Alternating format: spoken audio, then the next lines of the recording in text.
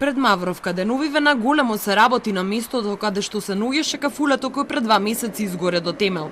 Исечено и големото дрво кое пред самиот објект, но се уште стојат изгорени фотели кои беа сместени во кафулето. Металната тенда од времен карактер на оваа локација сега е замената со бетонски столбови поставени на бетонска подлога. Во моментот има поставено и бетонска плоча на која веројатно треба да се дигне и втор кат. Собственикот вели дека има градежна дозвола и дека објектот се гради легално, но не сакаше да зборува пред нашата камера.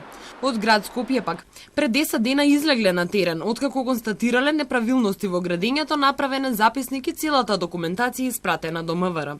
Петр Шилегов во разговор за Телма вели дека минатата недела од Министерството за внатрешни работи е направено увид и се очекува да се поднесат кривични пријави до јавното обвинителство. Она што можевме да го направиме во рамките на тоа што имаме ингеренции.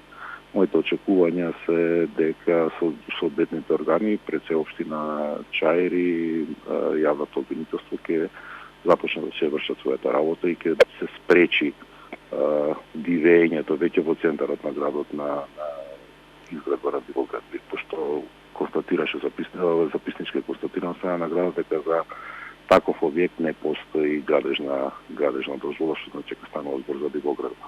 Решение за градба сепак за оваа локација треба да издаде општина Чаир. Меѓутоа став од градоначалникот Ганију не успеавме да добиеме бидејќи не одговараше на нашите телефонски повици. Одговор не добивме ниту од Државниот инспекторат за градежништво и урбанизам, Љокман Лимани, кој ни кажа дека во недела не работи и не може да ни даде одговор пошто ја прекина телефонската врска. Инаку кафулето фонтана во трговскиот центар Мавровка изгоре во пожар во мај месец. На терен интервенираа дури 7 возила и 21 пожарникар.